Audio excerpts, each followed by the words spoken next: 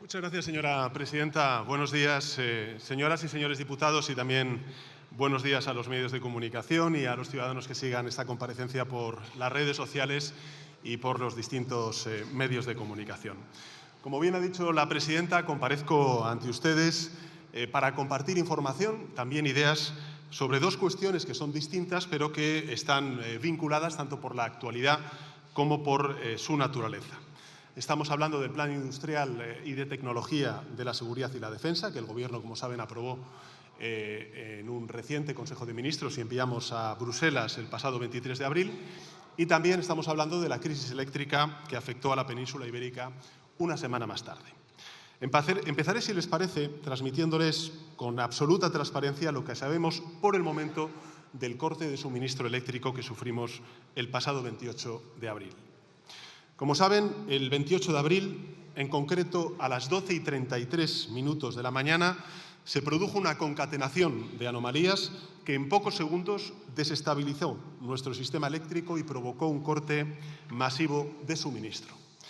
La información técnica preliminar nos dice que primero se registró una perturbación en el sur de España que podría haber generado esa pérdida de generación, y pocos segundos después se dieron otras dos más, esta vez en la zona suroeste de nuestro país. El sistema logró superar esas dos primeras perturbaciones, y yo creo que esto es muy importante recordarlo, pero evidentemente no pudo contener la segunda, o la tercera, mejor dicho, que se fue extendiendo por el sistema eléctrico peninsular, pese al aporte extra de la potencia a través de la interconexión en particular con Francia, y pese a la intervención de los llamados, como dicen los técnicos, relés de deslastre de demanda. ¿Qué es el relé de deslastre de demanda? Bueno, para que los ciudadanos se hagan una idea, estos relés son unos mecanismos de seguridad similares a los plomos que tenemos en nuestras casas. Están diseñados precisamente para eso, para evitar daños permanentes a la red mediante una reducción abrupta de ese suministro. La activación de estos cortafuegos evitó, y esto también es importante recordarlo para demostrar la resiliencia y la robustez de nuestro sistema de distribución eléctrica, la activación de estos cortafuegos evitó que se produjeran pérdidas estructurales en el sistema y facilitó la posterior reposición. Desgraciadamente, lo que no impidió fue que el sistema se fuese a cero, que es lo que ocurrió el pasado 28 de abril. Instantes después de que se produjese ese apagón, las instituciones competentes activamos todos nuestros protocolos de emergencia. Los operadores privados, es decir, las empresas energéticas, se centraron ¿en qué? En reenergizar la red para restablecer el suministro, una operación que es sumamente compleja, que en otros países que han afrontado este tipo de apagones ha durado días, y también muy delicada. Y además nunca se había hecho a escala y velocidad que se hizo en nuestro país. ¿Cómo se llevó a cabo? Bueno, pues se llevó a cabo mediante la reactivación secuencial, en primer lugar, de las interconexiones eléctricas que tenemos con Francia, también con Marruecos, con las centrales hidroeléctricas y con el ciclo combinado en toda la península ibérica. Mientras, el Ejecutivo y el resto de administraciones públicas nos centramos en asistir a la población, en mantener o recuperar el funcionamiento de los servicios públicos afectados por este corte de suministro, labores que fueron orquestadas por el Consejo de Seguridad Nacional y que se llevaron a cabo en buena coordinación con la amplia mayoría de los gobiernos autonómicos de nuestro país, también la amplia mayoría de ciudades de nuestro país, a quienes de nuevo quiero agradecer públicamente su trabajo, su lealtad y su cooperación en esos momentos tan críticos.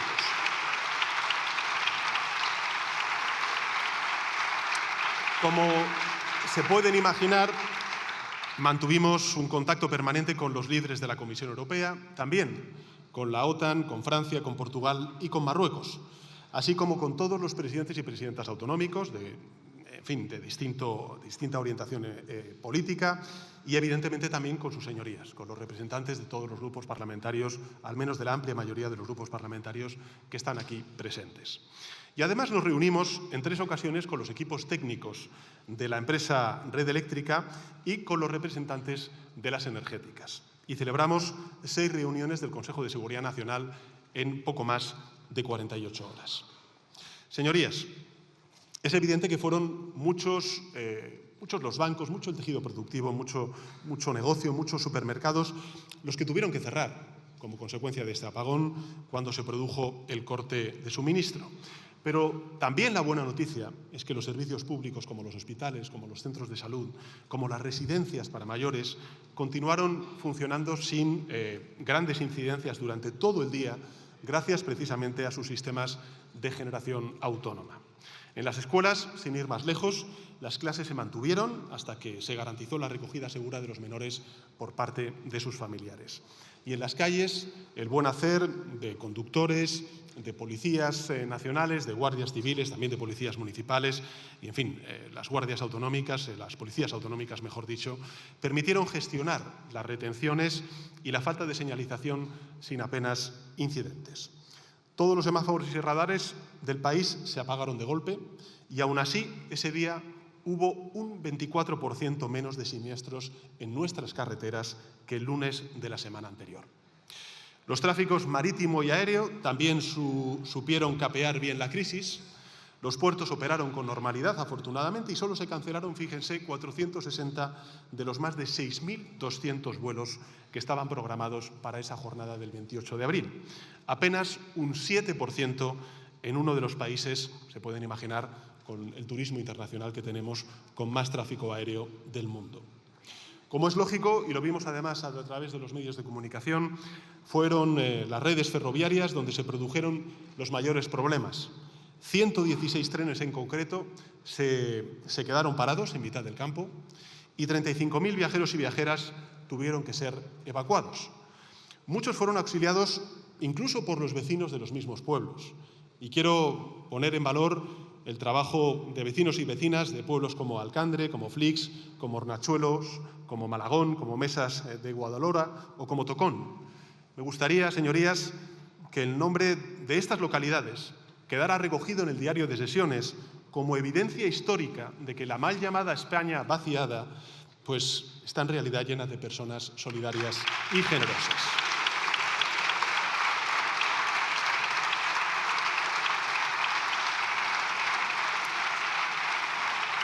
En todo caso, señorías, 5 horas después, tan solo 5 horas después de la caída del suministro, ese mismo suministro se había restablecido en áreas tan importantes para nuestro país como Aragón, como Cataluña, como País Vasco, como Galicia, como La Rioja, Asturias, Navarra, Castilla y León, Extremadura y Andalucía.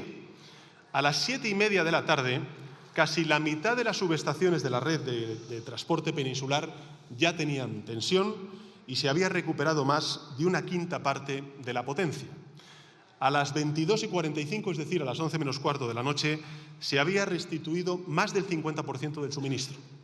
Y a las 6 de la mañana del día siguiente, el 29 de abril, se alcanzó el 99,5%. A esa misma hora, a las 6 de la mañana del día siguiente, el 29 de abril, la telefonía móvil y la fibra óptica ya operaban al 90%. Y la práctica totalidad, en consecuencia de los negocios, se disponían de nuevo a abrir sus puertas. La mayoría de ciudadanos, afortunadamente, se preparaban para recuperar su vida cotidiana, algo que se logró de forma plena a las 4:30 de la tarde de ese 29 de abril, cuando todos los trenes del país volvieron a circular con absoluta normalidad. Señorías, como ven, nuestros servicios públicos, las empresas, los empresarios, las empresarias, los trabajadores y trabajadoras estuvieron una vez más a la altura de las circunstancias, como también lo estuvieron nuestros servidores públicos y el conjunto de la ciudadanía española.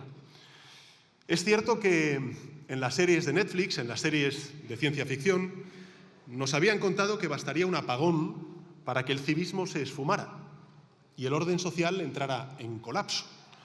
Quizás sea verdad en otros países, pero afortunadamente no ha sido en el caso de España. En España ocurrió todo lo contrario. Los españoles y españolas sacaron lo mejor de sí mismos durante las horas de corte de suministro. La gente circuló con prudencia, ayudó a sus vecinos y vecinas, se reunió con sus familiares y con sus amigos y en nuestras calles se mantuvo un clima de seguridad y de confianza. Tanto es así, señorías, que el número de delitos reportados en los primeros 3 días de la semana pasada fueron un 50% inferior a los de la semana anterior. Es decir, señorías, sea cual sea la adversidad, nuestros conciudadanos siempre responden de manera unida, dando un ejemplo, no solamente al conjunto de la sociedad y en particular a los representantes políticos, sino también al mundo. Lo hicieron durante la pandemia, en la respuesta solidaria a la Dana de Valencia, ante la invasión de Ucrania y también la derivada energética de esa invasión, frente a la guerra comercial que ahora mismo también estamos padeciendo desde Europa y desde el mundo como consecuencia de las acciones unilaterales al otro lado del Atlántico. Y de nuevo lo ha vuelto a hacer el día del corte de suministro. Yo estoy convencido, señorías, de que muy pocas sociedades hubieran respondido mejor que la nuestra a esta situación. Y por tanto lo que quiero decirles, y sobre todo a los ciudadanos, además de las gracias, es reiterar una convicción, y es que España es un país extraordinario. Por eso quiero agradecer al conjunto de la ciudadanía y en particular a todos los empresarios, trabajadores y servidores públicos, hombres y mujeres, que una vez más dieron lo mejor de sí mismos. Y frente a la visión apocalíptica, que la hubo, y estaré convencido de que vamos a poder debatir a lo largo y ancho de este día sobre ello, y también la visión catastrofista de los que nunca creen en España, la sociedad española demostró otra vez más su grandeza. Y gracias a todo lo anterior, además, señorías, la recuperación rápida, el comportamiento calmo y también solidario de la ciudadanía española en cualquiera de los ámbitos que desempeñaron su día a día en ese momento tan crítico, el impacto económico del apagón fue limitado. El 28 de abril, señorías, lo dijo el ministro de Economía, Carlos Cuerpo, las compras cayeron en 415 millones de euros respecto a un lunes habitual. Estos datos no me los invento, son datos de RedSys, son datos de RedSys. Sin embargo, 415 millones de euros. Yo sé que hay grupos parlamentarios que los datos les da igual. Vamos a verlo, sin duda alguna, a lo largo de este debate. Pero bueno, ya entraremos en él. 415 millones de euros, según los datos de RedSys. Sin embargo, y esto es yo creo que lo importante, sin embargo, en los días posteriores, el consumo repuntó con fuerza, siendo muy superior al de un martes y un miércoles normal. ¿Qué quiero decir con eso? Que en solo 2 días, más de 3/4 partes de la caída del consumo sufrida ese lunes 28 de abril ya se había completamente recuperado. Señorías, dice el refranero universal que la verdadera fortaleza no está en no caer, sino en saber levantarse cada vez que caemos. El sistema eléctrico español no se había caído a escala nacional nunca. A lo largo de los últimos 50 años, en todo caso, se han sufrido apagones masivos en muchos países altamente desarrollados, como pueda ser Estados Unidos, como pueda ser Canadá, o también en otros países como Chile, como Croacia, como Italia, como Islandia o como Nueva Zelanda. En España, insisto, nunca había ocurrido.